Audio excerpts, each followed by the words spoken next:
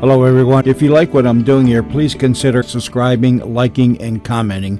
It would really help the channel out quite a bit. Thank you very much.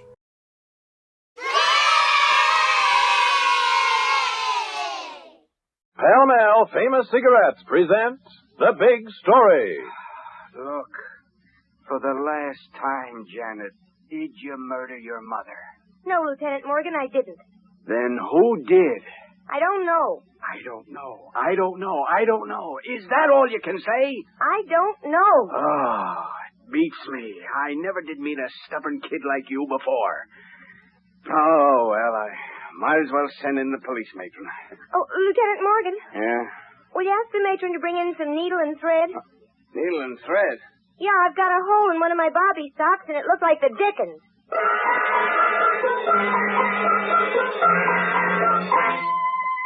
The Big Story. Another in a thrilling series based on true experiences of newspaper reporters. Tonight, to Dorothy Kilgallen of the New York Journal-American goes the Pall Mall Award for The Big Story.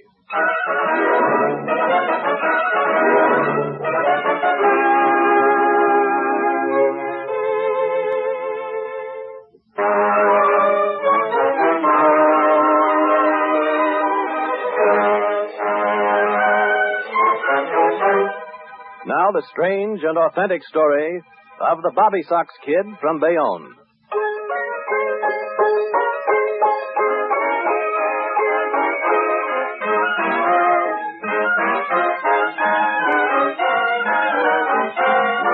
You are Dorothy Kilgallen, covering the police beat for the New York Evening Journal before it became the Journal-American, and before you became a big byline with a Broadway column. It's one of those sticky and sultry July evenings, just about midnight, when you finally get back to the office from Jersey. You're so tired you see spots before your eyes, and so hot your clothes stick damply to your skin. You make a beeline for the water cooler, and there you run into the night editor. Hey, Dorothy, go easy on that ice water. Want to get a chill? I'll take that chill, Al, just as long as it's good and cold. What a session I just had in Jersey City. Yeah, you sure look all in. I am. 2 days and 2 nights without sleep. Waiting in a sizzling hot room for a jury to make up its mind. Al, it was awful. Yeah, I bet it was. Look, Dorothy. Now, I've just got one big ambition in life. I'm going home and stand under a cold shower for about an hour and then fall into bed. Dorothy, I hate to be a killjoy, but I've got to send you out on another assignment. You mean now? Right away. Bayonne, New Jersey.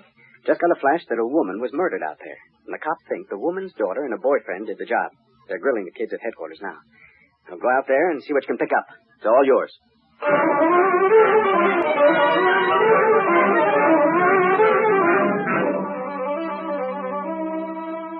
How was this Mrs. Graham murdered, Sergeant Gillis? With a hatchet, Miss Kilgallen. Oh, but that sounds like the work of a maniac.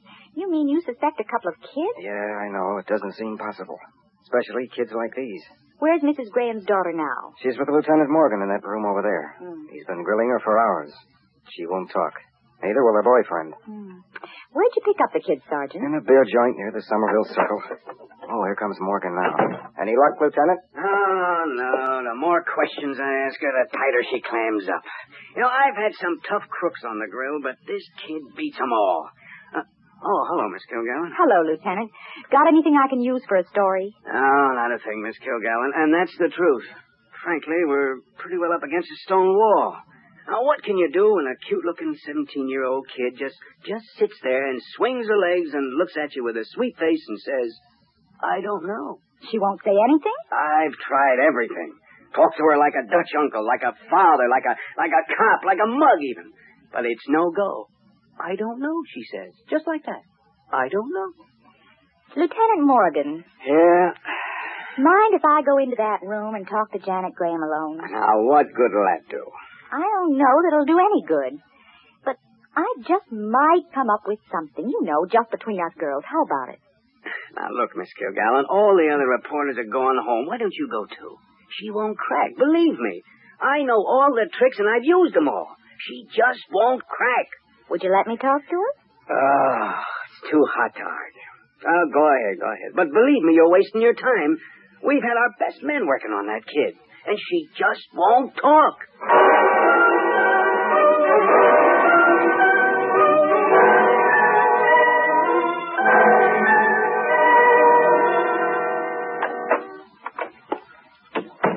Hi, Janet. Who are you? My name's Dorothy Kilgallen. I'm a reporter. A reporter? Honest? Honest. I thought I'd just drop in for a chat. Oh. Well, you're not going to find anything out from me. I don't know anything. Well, maybe you don't, but I do. You do? What? You look like a sight. Your hair's every which way, and your nose is shiny. Well, gosh, Miss Kilgallen, what can I do? I left my compact in Charlie's jalopy when they picked us up. Well, he wouldn't like you the way you look now. Gee, is it that bad? Here, take my compact. Oh, thanks, Miss Kilgallen. Gee, this is just super. Is it real gold? Yeah. I got one in silver, shaped like a heart, and it's got initials on it. CM. CM, who's that? Charlie Mason. He gave it to me for my birthday. He's my boyfriend. We've been going steady for a year. Is he nice? Oh, he's just super, Miss Kilgallen. Tell me about him. Gee, you really want me to? Of course. Well, he's star athlete at Bayonne High, and he's a whiz at tennis. Beats me 6-love every time, and I'm supposed to be pretty good for a girl. Oh, here's your compact back. Oh, thanks. Feel better? Oh, yes, lots. You use the same color powder I do. Janet, I suppose you and Charlie, you know that you're in a mess of trouble. Yeah, I guess we are. Why don't you tell them what they want to know? I won't. I won't tell them a thing. I hate... Then maybe you tell me. You? Yes. You know, it's different when you tell everything to a woman. A woman sort of understands. Well, gee, you're nice, Miss Kilgallen, but... But what, Janet? You love Charlie, don't you? You know that? Of course. Why shouldn't you? Golly. You do understand, don't you? Yes, I think so. That's the trouble with them. The police, I mean. They don't know how it was with Charlie and me. Mother didn't either. She what, Janet? Nothing. All right, if you don't want to tell me anything, Janet, I guess I'll have to go. Oh, no, Please stay. Then what about your mother? She hated Charlie. She wouldn't even let him come into the house. Did she know you loved him? I kept telling her that. Honest, Miss Kilgallen, I kept telling her. That's why we argued. Argued about what? It was this afternoon. Mother wanted me to do some work around the house, but I skipped out to meet Charlie. Where'd you meet him, Janet? The church. Mm-hmm. He's in the choir, you know, and they were having choir practice. The door was open, and I went in. Charlie was singing a solo, and I listened. It was wonderful, Miss Kilgallen. Listening to Charlie was... Well, it was like going to heaven. I was just thrilled. I wanted to reach up and touch him, but I didn't. I just sat there and listened.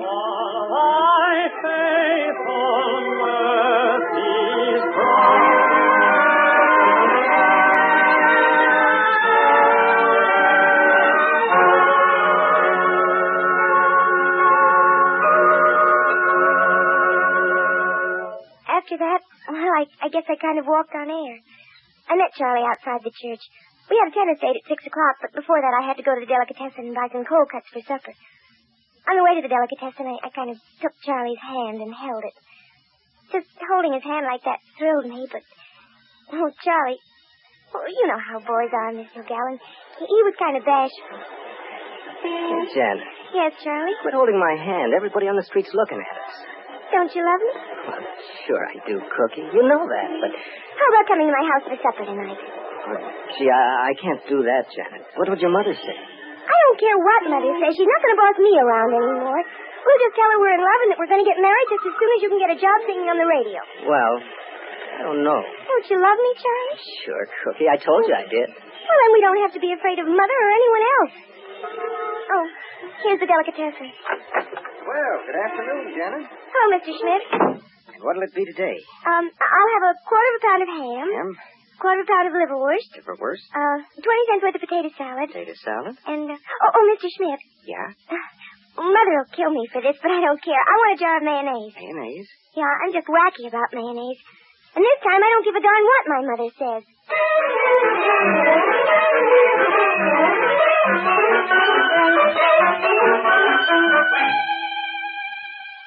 So you left the delicatessen store and went right home. Is that it, Janet? Well, no, not exactly, Miss Kilgallen. You know how hot it was today? Mm-hmm.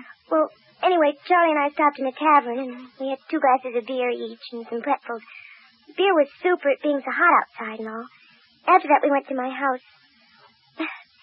Funny how I felt then. How did you feel? Well, gee, I don't know why I'm telling you all this. How did you feel, Janet?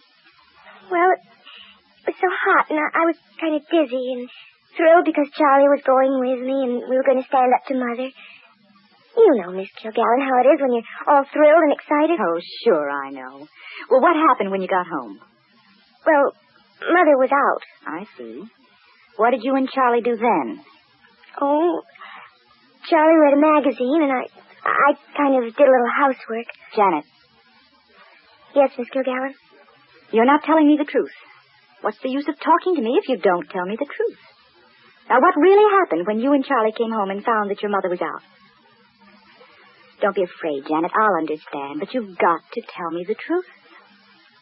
All right. All right, I will.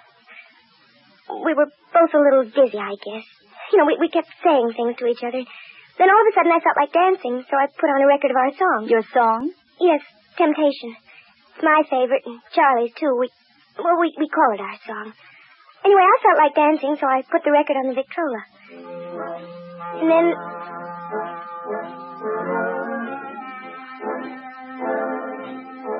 Charlie. Yeah? Let's dance. Dance? Yes. Take me in your arms, Charlie. But what if your mother comes in and sees us? I don't care. Do you? No. No, I guess not.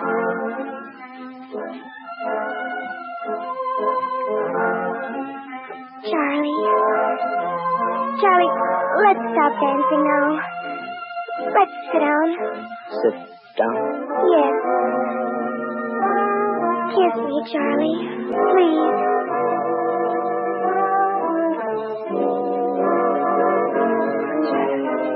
Janet. Gee, Janet. Charlie. Again. Janet Graham! Mother!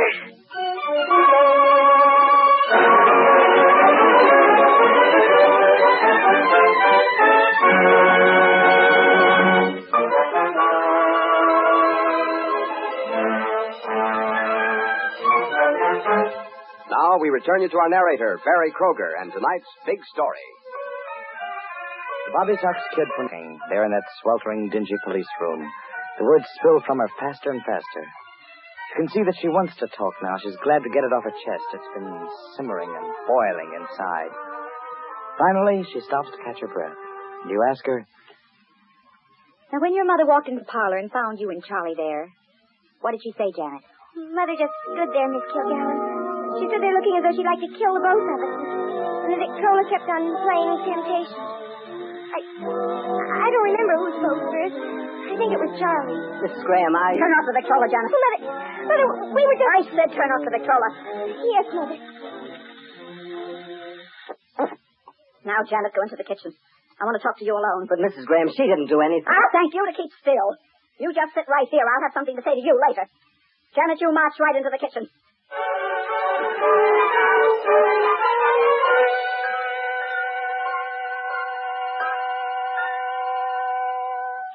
And what happened after you got into the kitchen, Janet? Janet, what happened? Well, Miss Kilgallen, Mother didn't say anything for a long time. She just started to get the dishes out for supper. I was nervous and scared. Well, it was the heat, too. It was so hot. It did funny things to me. I thought maybe if I did something with my hands instead of just standing there waiting for Mother to say something, it would be better. I'd think better. And then I saw the hatchet on the windowsill. What was the hatchet doing there? I brought it up from the cellar. Why did you bring it up? Because Mother had asked me to nail down some loose linoleum on the kitchen floor. So I got some tacks and started to hammer it down. Then Mother started to talk. I don't know. I just don't know. What did I ever do to deserve a daughter like you? A common, cheap little flirt. Mother, don't say things like that. All Charlie did was kiss me. I don't want to hear another word from you, Janet Graham. Not another single solitary word. When your father comes home, I'll see that he takes a strap to you, you little good for nothing. Mother, please. I'm 17 years old, a baby, and sitting on the couch hugging and kissing a nasty boy like Charlie Mason. I'm no baby. Do you hear, Mother? I'm 17. I'm grown up, and I love Charlie Mason. you. What do you know about love? You're just boy crazy, that's all. Boy crazy. Mother, don't say things like that. Boy crazy, boy crazy, boy crazy. Please, Mother, don't. I forbid you to ever see him again. I positively forbid you to see him again. Do you hear me, Janet? You're not to see him again. You can't stop me. You can't stop me. I'll see Charlie all right. Please, I love him. I love him. I love him. Don't you dare talk back to me. Don't you dare. Mother, please, let's not quarrel anymore. It's so hot and I've got such a terrible headache and I'm so mixed up. I warn you, Janet. If I ever catch that awful boy around here again, I'll have your father horsewhip him. Mother, don't say things like that. Please stop. I don't like him and I never did. He's no good and he'll never be any good. Mother, stop. Don't you yell at me, you young good for nothing. Stop, stop, stop. How dare you talk back to your own mother like that? How dare you? Janet. I asked you to stop. I asked you to stop nagging me. Janet, Janet, put down that hat. Put down that... Charlie! You're not going to stand between Charlie and me. You're not going to. Is she, Charlie? Janet, don't. Charlie, no! Get away from me! Please! No, Janet!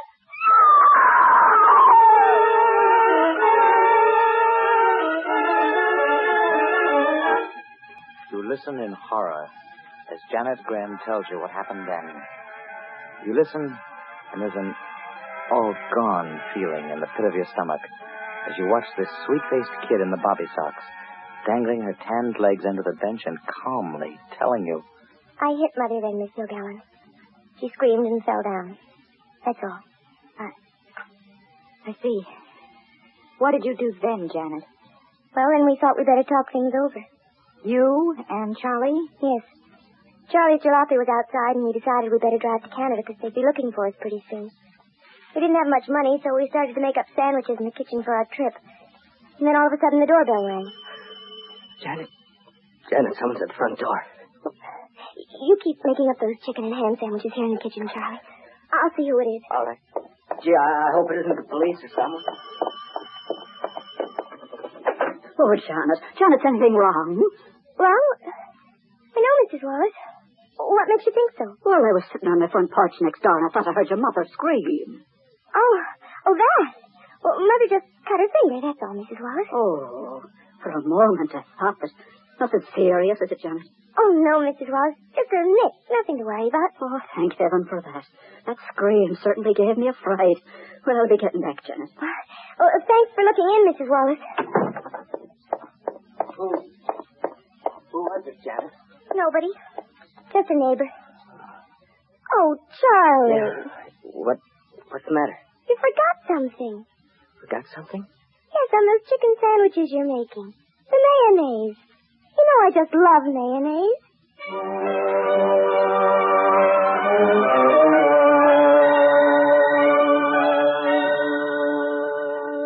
Is that all, Janet?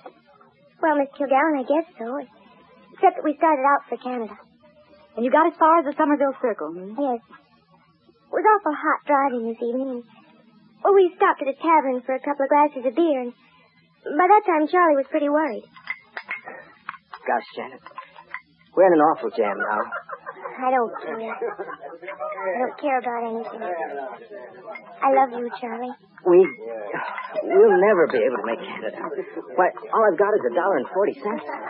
You're awful cute, Charlie. Awful cute. Janet, maybe we ought to give ourselves up. I love your hair, Charlie. It's so thick and nice. I always feel like running my fingers through it. Janet, we got to decide what to do. Charlie, Yeah. play number 7 on the jukebox. But look, Cookie, Play number 7. It's our song, Charlie. Temptation. Okay.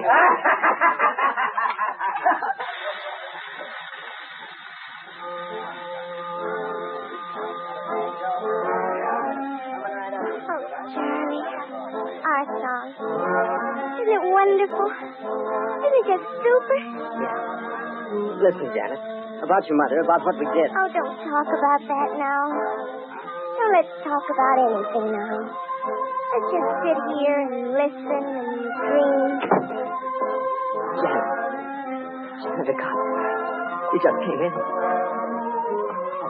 He's seen us, Janet. He's coming over to our booth. Is that your tan coupe outside, son?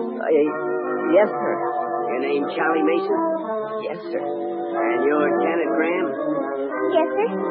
Okay, you kids, you better come along with me. All right, officer, we'll go with you, only... Yeah? Do you mind if we wait till the music's over?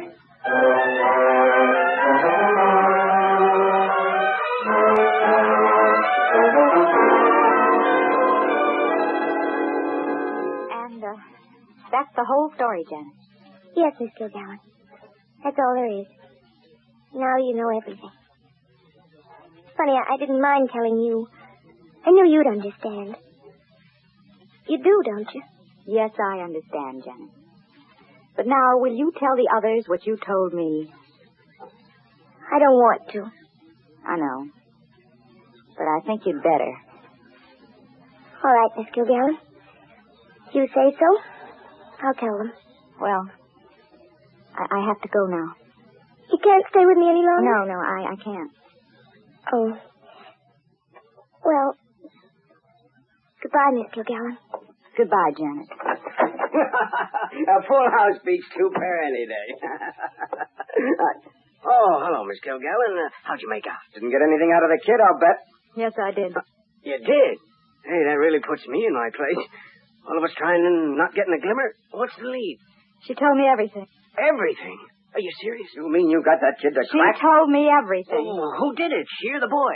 Did she kill Yes, the old lady? she did it, but it didn't have to happen. It shouldn't have happened if her mother had only shown a little more understanding.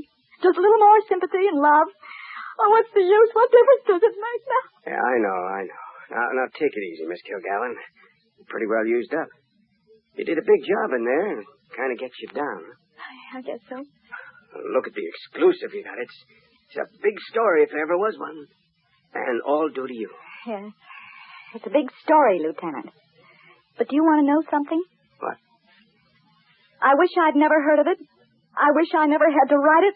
I wish it had never happened.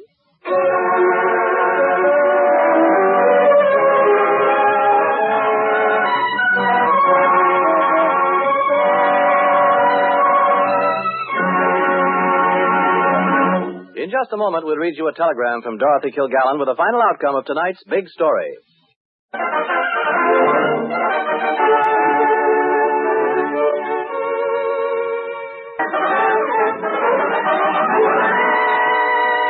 Now we read you that telegram from Dorothy Kilgallen of the New York Journal-American. Boy and girl in tonight's big story were found guilty of murder but received relatively light sentences on account of their youth. Boy was later paroled from state prison on condition that he join some branch of armed forces. Girl was paroled from reformatory after serving 6.5 years. Many thanks for tonight's Pell Mell Award. Thank you, Miss Kilgallen. The makers of Pell Mell Famous Cigarettes are proud to have named you the winner of the Pell Mell $500 Award for notable service in the field of journalism. Listen again next week, same time, same station, when Pell Mell Famous Cigarettes will present another big story. A big story from the pages of the Buffalo Evening News. Byline, Eddie DeCastro. A big story that began when a woman was told that her husband had been murdered and left.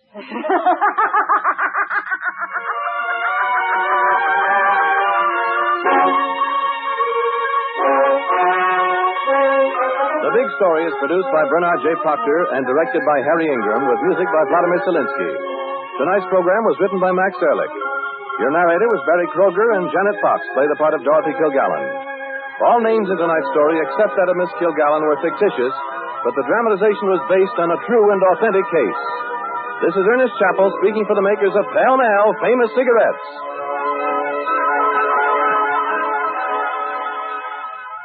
This is NBC, the national broadcasting company.